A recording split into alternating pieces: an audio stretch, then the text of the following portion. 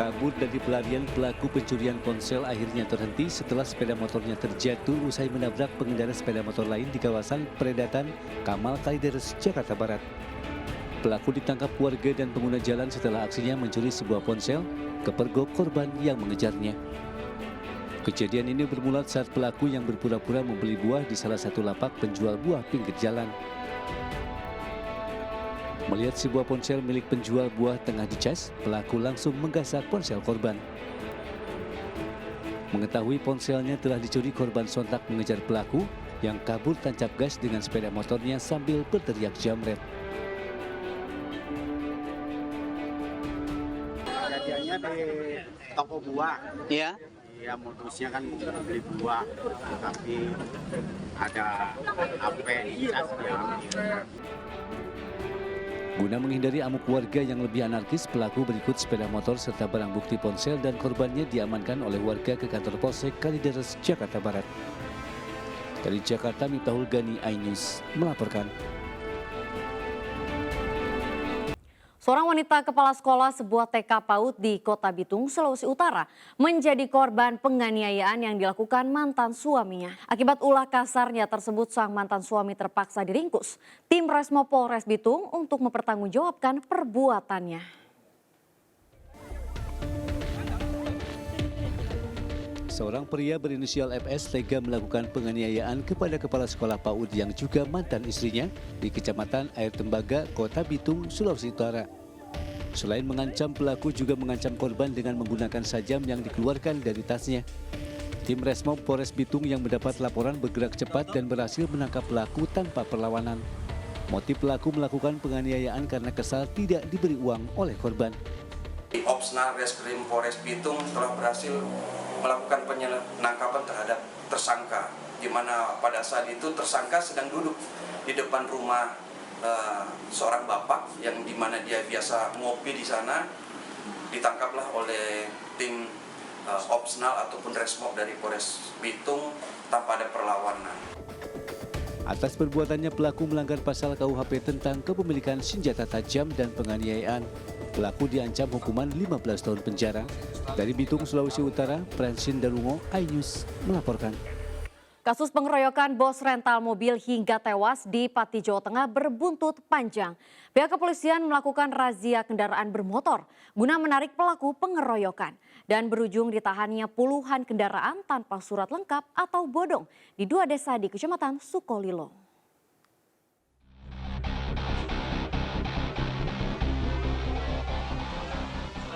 Razia kendaraan bermotor digelar di Kecamatan Sukolilo, lokasi tewasnya bos rental usai dikeroyok warga. Razia digelar tim gabungan Ditreskrimsus Polda Jawa Tengah dan Polresta Pati guna mencari para tersangka kasus pengeroyokan. Meski tidak menemukan keberadaan pelaku lain, namun polisi berhasil mengamankan 33 motor dan 6 mobil yang tidak memiliki dokumen resmi atau bodong. Puluhan kendaraan ini dibawa untuk ditelusuri kelengkapan dokumennya. Kemungkinan besar Kecamatan Sukolilo merupakan kecamatan yang diduga awal sebagai kecamatan yang ada kelompok yang melakukan pengumpulan kendaraan bermotor tidak resmi, bisa dikategorikan penada. Akan tetapi ada beberapa titik juga yang menjadi sasaran kita melakukan kegiatan lidik terhadap beberapa kendaraan bermotor yang memang tidak resmi dokumennya. Selain itu, polisi juga memberikan batas waktu 1 minggu kepada terduga pelaku untuk segera menyerahkan diri. Warga terduga pelaku juga diingatkan untuk tidak menyembunyikan anggota keluarga mereka yang diduga terlibat dalam pengeroyokan bos rental mobil. Dari Pati, Jawa Tengah, Lazarus Sandi, iNews melaporkan. Pemirsa, sekelompok pemuda di Makassar kocar-kacir dikejar tim presisi Polrestabes Makassar usai memancing keributan dengan menghalau pengendara yang melintas dengan menggunakan senjata tajam. 2 pelaku berhasil diringkus sedangkan 3 pelaku lainnya berhasil kabur.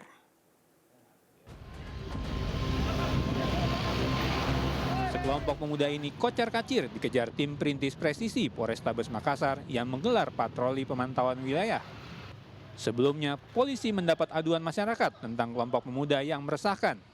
Diketahui kelompok pemuda ini melakukan keributan serta menghadang pengendara dengan melakukan ancaman dengan menggunakan senjata tajam. Polisi berhasil membekuk 2 pelaku namun 3 lainnya berhasil melarikan diri usai memanjat tembok dan masuk hingga ke semak-semak. Kami mendapati sekelompok pemuda dan sementara ingin melakukan tawuran, memancing tawuran. Pemuda itu tersebut ditemukan di sebuah parang, kemudian busur, ada beberapa temannya yang lari. Selanjutnya, petugas mengamankan kedua pelaku beserta barang bukti sepeda motor ke Polsek Panakukang. Dari Makassar, Sulawesi Selatan, Syahrul Adiaksyah, iNews melaporkan.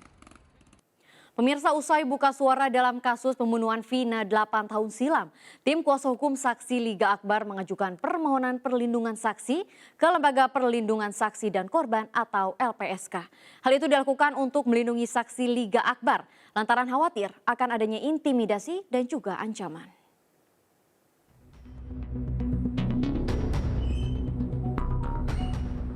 Tim kuasa hukum telah menyiapkan sejumlah berkas untuk pengajuan permohonan perlindungan saksi Liga Akbar ke Lembaga Perlindungan Saksi dan Korban atau LPSK. Kuasa hukum Liga Akbar, Yudya Alamsah, menyebutkan permohonan LPSK dibutuhkan lantaran kesaksian Liga Akbar sangatlah penting dalam pengungkapan kasus Vina dan Eki, serta guna mengantisipasi terjadinya intimidasi terhadap Liga Akbar. Sementara itu, usai membuka suara dalam kasus Vina pada 8 tahun silam, Liga Akbar juga memberikan kesaksiannya yang semestinya terkait kasus kematian Vina dan Eki. Ya, karena ini kan kami menganggap klien kami ini riskan lah. Karena ini kan klien kami ini, Liga Akbar ini merubah ataupun mencabut keterangannya sehingga kami menganggap perlu adanya suatu perlindungan, dimana bukan hanya perlindungan dari kami selaku kuasa hukum, tapi perlindungan juga dari negara. Karena kita harus menghargai ini saksi sudah mau berkata jujur untuk membuka tabir perkara Vina dan Eki ini. Sebelumnya, 10 orang saksi kasus pembunuhan Vina memohon perlindungan pada LPSK. Namun LPSK perlu waktu untuk mendalami kasus ini agar bisa memberikan perlindungan secara efektif kepada para pemohon. Pendalaman dan asesmen terhadap para korban tentu memerlukan waktu. Karena di saat yang bersamaan, saksi-saksi juga harus dilakukan pemeriksaan oleh penyidik dalam rangka penanganan perkara tersebut. Hingga kini, LPSK belum memberikan keputusan untuk memberikan perlindungan terhadap 10 pemohon tersebut. Tim Liputan iNews melaporkan. Seorang pelajar SMP berketerbatasan fisik menjadi korban perundungan di Makassar, Sulawesi Selatan. Korban mengalami trauma berat dan merasa ketakutan saat berada di lingkungan sekolah hingga akhirnya pihak keluarga melaporkan kasus perundungan ini ke unit PPA Polrestabes Makassar.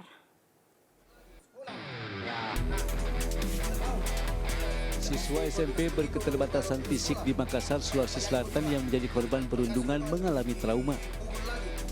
Korban tidak berani kembali bersekolah dan meminta kepada orang tuanya untuk mencari sekolah yang tidak memiliki kekerasan. Atas kejadian tersebut, pihak keluarga melaporkan kejadian ke Unit Perlindungan Perempuan dan Anak PPA Polrestabes Makassar untuk ditindaklanjuti. Terus langkah selanjutnya pihak keluarga terkait peristiwa ini seperti apa, Pak? Saya ke Polrestabes melapor dan sudah di BAP sampai jam 8 malam mulai jam 5 sore. Oh, berarti kemarin melapor? Kemarin, ya? Dari Sekta Lapang disuruh ke Polrestabes karena tidak ada perlindungan anak-anak kalau di Sekta Lapang. Jadi saya ke Polwil. Sementara itu, pihak kepolisian sudah memanggil orang tua para pelaku dan korban untuk dipertemukan dan mencari solusi. Salah seorang siswa yang mengarahkan kakinya ke kepalanya yang bersangkutan. Nah, hari ini, hari Jumat tanggal 14 Juni 2024, saya sudah melaksanakan rapat semua guru dan menghadirkan orang tuanya korban, dan kita sudah hubungi orang tuanya pelaku, baik yang merekam maupun yang menendang, dan saksinya masih di dalam, tapi yang merekam dan pelakunya itu berada di luar kota, jadi sehingga tidak bisa hadir. Kesimpulan kita pada hari ini, yang pertama, atas keinginan orang tuanya bahwa kasus itu dia akan bawa ke Polrestabes untuk diproses. Sebelumnya perundungan terhadap korban terjadi di dalam area sekolah oleh teman dan kakak kelasnya sendiri. Selain itu korban juga mengalami kekerasan fisik serta kerap kali uang jajannya diambil paksa. Dari Makassar, Sulawesi Selatan, Yozuspin Ainus melaporkan. Pemirsa, gara-gara sengketa tanah satu keluarga, 3 unit rumah di Kabupaten Ogan Komering Ilir, Sumatera Selatan dirobohkan. Tangis histeris keluarga mewarnai eksekusi rumah tersebut.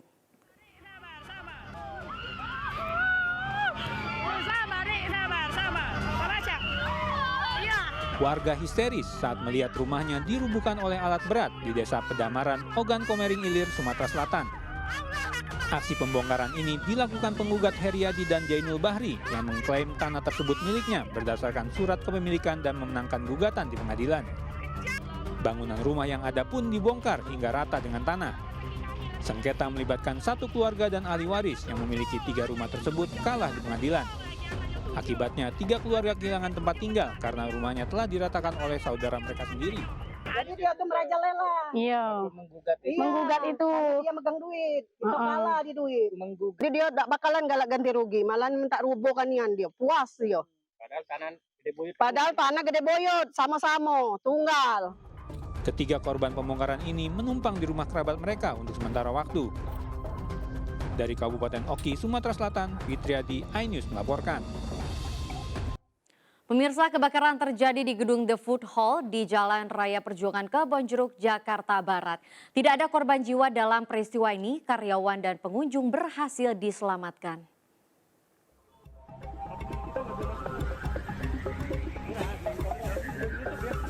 Kepulan asap hitam membumbung tinggi dari atas gedung perkantoran The Food Hall, Jalan Raya Perjuangan Kebonjeruk, Jakarta Barat. Seluruh karyawan dan pengunjung berhamburan keluar area gedung untuk menyelamatkan diri. Petugas pemadam kebakaran yang tiba di lokasi kejadian berjibaku mengeluarkan asap pekat dari dalam gedung untuk memudahkan pemadaman. Kebakaran ini diduga akibat korsleting listrik pada bagian panel listrik di lantai 3 gedung ini. Saya ngobrik, istirahat keluar, tiba-tiba udah ada asap. Diberi info katanya dari lantai 2, area gym, Osborn. Untuk titik api sudah diketemukan, yaitu hanya panel di lantai 3. Jadi dari lantai 1, 2 kita harus menerobos asap karena asapnya sudah menyebar sampai ke atas lantai 4. Tapi saya pastikan tidak ada penyebaran api. Tidak ada korban jiwa dalam insiden ini.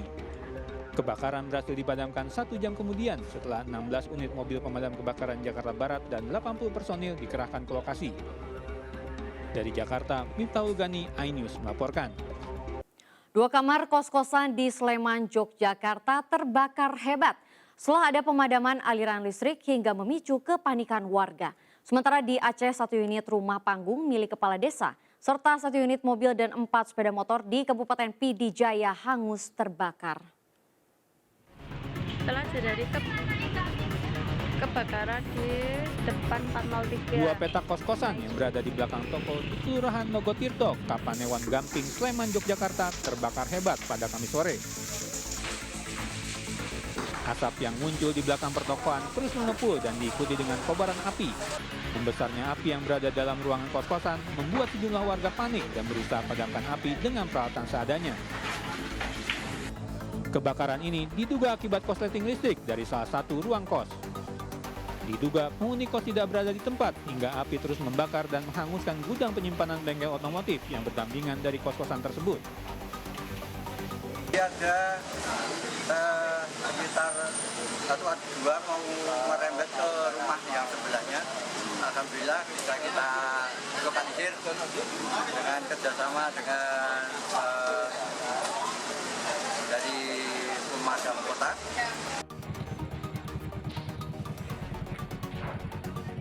Sementara 1 unit rumah panggung milik kepala desa warga Blangcut, Kabupaten Pidi Jaya, Aceh, hangus dilap si jago merah pada Jumat dini hari.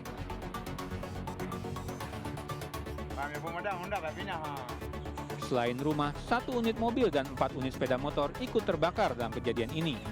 Pemilik rumah bersama keluarga yang dalam kondisi tertidur panik saat mengetahui api tiba-tiba membumbung tinggi.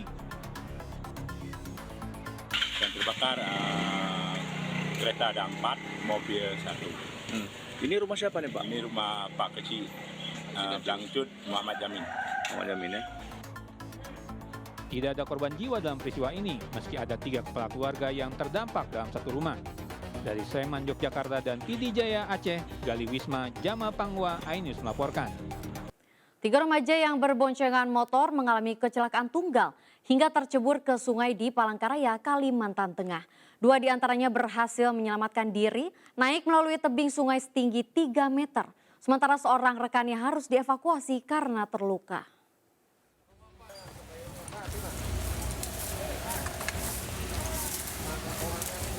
Seorang remaja tidak dapat berbuat banyak di dalam sungai setelah mengalami kecelakaan tunggal di Jalan Insinyur Soekarno, Palangkaraya, Kalimantan Tengah.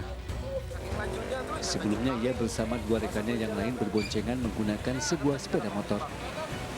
Di lokasi tiba-tiba motor yang dikendarai terpeleset di tepi jalan hingga ketiganya terjatuh ke sungai. 2 remaja berhasil menyelamatkan diri menaiki tebing sungai setinggi lebih dari 3 meter. Sementara korban tak bisa naik akibat mengalami luka dan hanya berada di tepi sungai sambil merintih kesakitan. Oke. Bawa tangga ke sini, anggota datang, langsung. Resiko juga di sinilah. Risiko. Mas, selain dinding yang tinggi, kemudian beban berat. Bocah itu berapa kilo kira-kira? Waduh, tuh lebih 80-an tuh. Oh gitu. Baru sanggup pulun seorang. Setelah korban berhasil dievakuasi oleh petugas Satpol PP, kemudian dibawa ke IGD Rumah Sakit Umum daerah terdekat guna diberikan penanganan medis bersama kedua rekannya. Palangkaraya, Kalimantan Tengah, Adisata, iNews melaporkan. Belasan kendaraan rusak dan mogok usai melakukan pengisian BBM di SPBU KDA Batam, Kepulauan Riau. Diduga BBM yang ada di dalam bunker sudah bercampur dengan air. Akibatnya petugas langsung menyegel SPBU tersebut.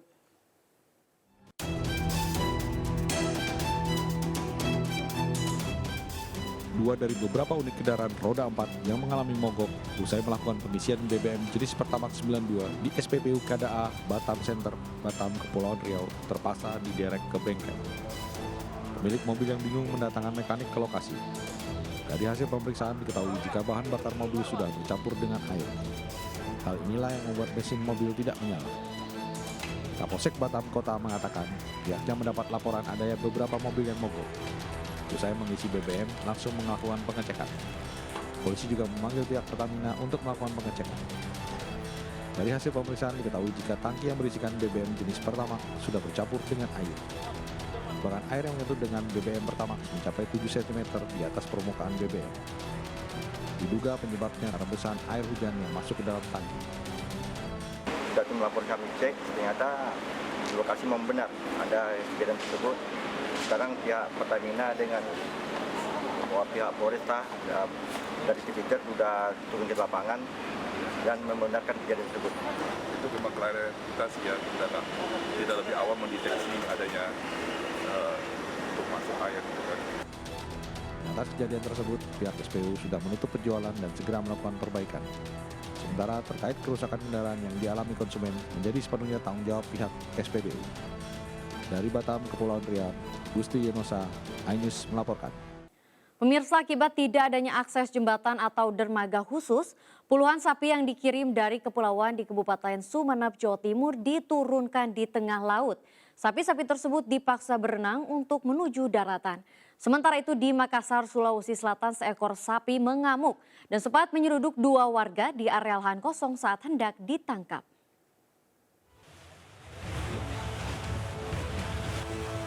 Sapi turun ke laut dari kapal membuat pemandangan terlihat tidak biasa di Pelabuhan Dungkek, Sumeneb, Jawa Timur.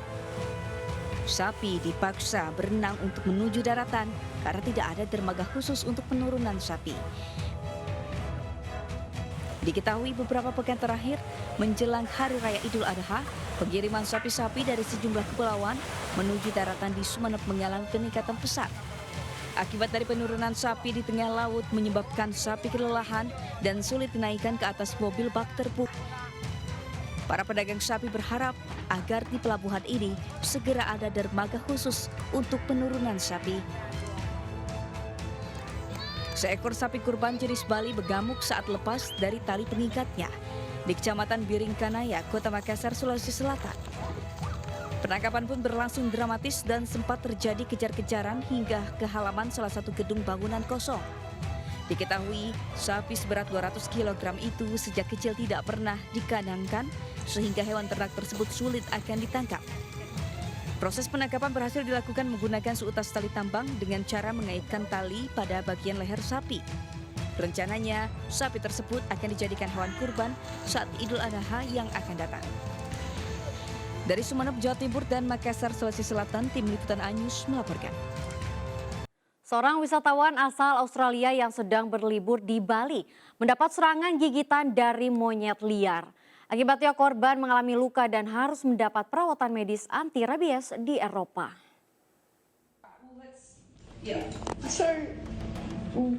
Viral di media sosial, seorang wisatawan asal Australia, Jamie Grove, yang sedang berlibur di Bali mengalami peristiwa yang kurang menyenangkan. WNA tersebut digigit salah satu monyet liar di salah satu lokasi wisata di Bali. Insiden ini terjadi ketika Grove berfoto dengan monyet yang tiba-tiba menggigitnya. Bahkan wisatawan tersebut juga harus mengeluarkan biaya medis anti rabies hingga $600 atau sekitar 97 juta rupiah. Menanggapi hal tersebut, Kadis Pariwisata Provinsi Bali menjelaskan, wisatawan yang berkunjung ke destinasi wisata yang ada satwanya agar benar-benar mematuhi peraturan. Jika terjadi hal-hal yang tidak diinginkan, wisatawan dianjurkan untuk melapor ke pengelola untuk mendapat penanganan medis.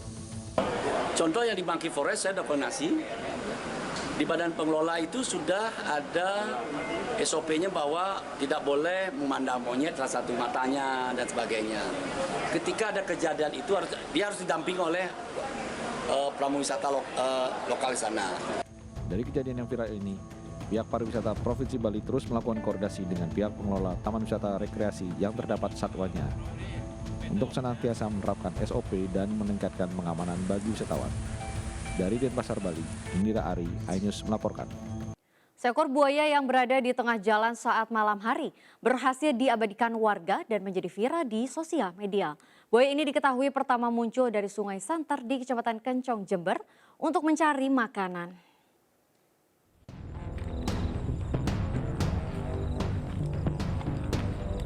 Sebuah video berisi penampakan seekor buaya yang berjalan di kawasan pinggir Sungai Santer, Kecamatan Kencong, Jember menjadi viral di sosial media.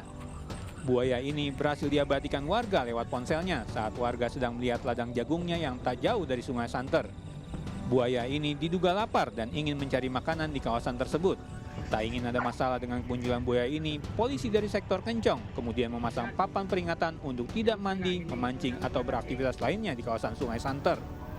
Diakui seorang petani jagung bahwa dirinya kerap melihat buaya berkeliaran di kawasan Sungai Santer. Hal ini tentu meresahkan warga, termasuk dirinya yang memiliki lahan jagung tak jauh dari sungai itu. Saya lihat yang bisa kayak gini, terus yang kemarin lagi lusa itu kayak sepadan saya ini. Enggak hanya satu, lebih dari 2. Dari Jember, Jawa Timur, Bambang Sugiarto, iNews melaporkan. Jelang puncak haji, Kementerian Agama bersama Masyarik siapkan lebih dari 1.000 bus untuk mengangkut jemaah ke Arafah. Bagaimana alur jemaah naik bus dari hotel menuju ke Arafah?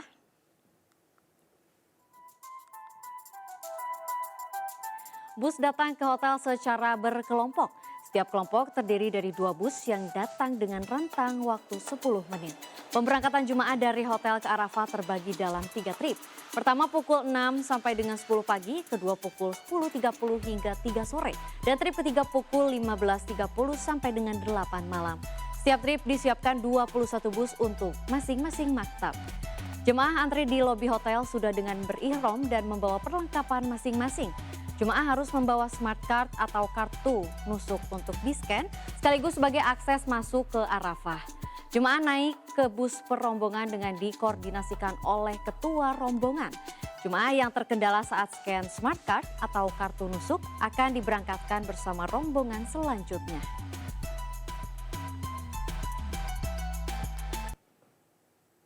Pemirsa, khotbah Arafah tahun ini diterjemahkan ke 20 bahasa. Salah satu penerjemah khotbah adalah warga negara Indonesia.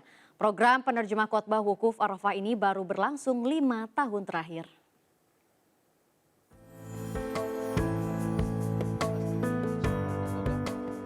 Ahmad Musyadat, harum namanya. Ia adalah salah satu warga negara Indonesia yang jadi penerjemah khotbah Arafah. Tahun ini, pihak Masjidil Haram menerjemahkan khotbah Arafah secara live dalam 20 bahasa.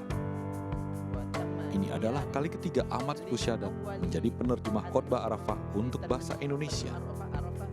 Khotbah Arafah pada 15 Juni akan disampaikan oleh Imam Besar Masjidil Haram, Syekh Mahir Al-Mukhali dari Masjid Amirah Arafah. Maka akan ada khutbah yang akan dibacakan oleh khotib dari mimbar Masjid Namirah yang ada di Padang Arafah. Khutbah tersebut sudah bisa Anda akses dengan bahasa Indonesia dengan menggunakan perangkat radio dan memutar gelombang 96,2 FM. Atau Anda juga bisa mengakses terjemahan khutbah tersebut melalui aplikasi namanya Manaratal Haramain. Program penerjemah khotbah wukuf Arafah ini baru berlangsung 5 tahun terakhir. Bergabung di Masjidil Haram sejak 2015, bapak 5 anak lulusan S3 kelahiran Mataram, Nusa Tenggara Barat ini berkantor di daerah Al-Jiyad Masjidil Haram. Dari Makkah, Arab Saudi, Suhud Nur Fadli, iNews melaporkan. Masih di Buletin iNews Malam bersama kami, pemirsa. Selain terkenal dengan kopi robustanya, Lampung Barat juga banyak memiliki potensi wisata yang belum diketahui banyak orang. Salah satunya Curug Indah yang berada di Desa Sukamulya, Kabupaten Lampung Barat. Keunikannya, curug ini memiliki 3 tingkatan yang bervariasi, serta kesegaran air terjun yang akan membuat Anda segar kembali.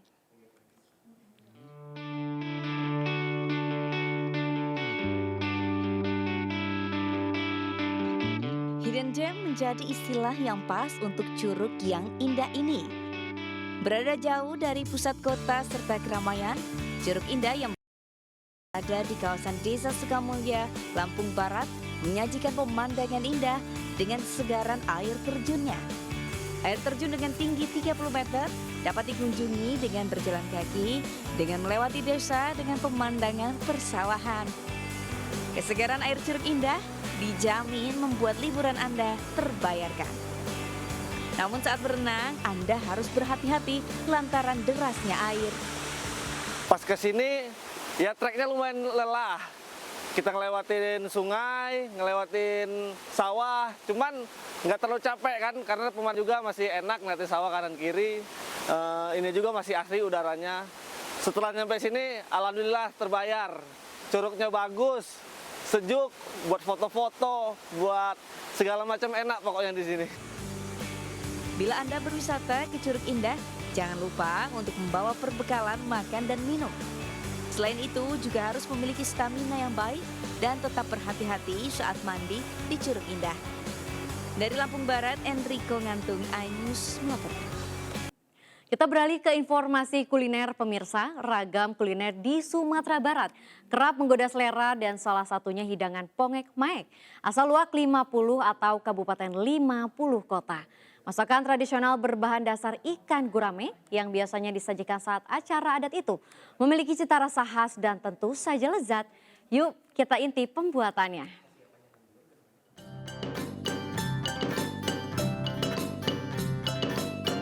Hidangan pongek maek jarang ditemui di warung atau di rumah warga sebagai menu harian. Kuliner tradisional Minangkabau asal daerah Maek, Kabupaten 50 Kota ini biasanya hanya ditemukan pada acara-acara tertentu atau acara adat. Hal tersebut karena memasak pongek maek membutuhkan keahlian khusus dengan durasi waktu hampir setengah hari. Bahan utama pongek maek yakni daun singkong, nangka muda, dan ikan gurami. Sedangkan untuk bumbunya dibutuhkan aneka rempah, cabai, serta santan kelapa. Prosesnya, semua bumbu rempah digiling halus kemudian disiram santan. Setelah tercampur, masukkan potongan nangka muda, daun singkong, dan ikan gurame yang sudah dipotong-potong. Sebelum dimasak, belanga tanah diberi potongan bambu sebagai alas dan daun pisang untuk penutup. Setelah melalui proses panjang, pongek maek pun siap disajikan. Rasanya enak. Sebagai orang rantau yang tinggal di Sukabumi, nggak nyesel sih makan di sini. Gurih, pedesnya ada, bumbunya juga keras. Bagaimana pemirsa? Tertarik mencicipi hidangan khas dari Sumatera Barat ini? Anda bisa mencoba membuat sendiri di rumah atau sempatkan mampir di warung makan saat berkunjung ke Kabupaten 50 Kota untuk merasakan sensasi pongek maek. Dari Kabupaten 50 Kota, Sumatera Barat, Agung Selestio, iNews melaporkan.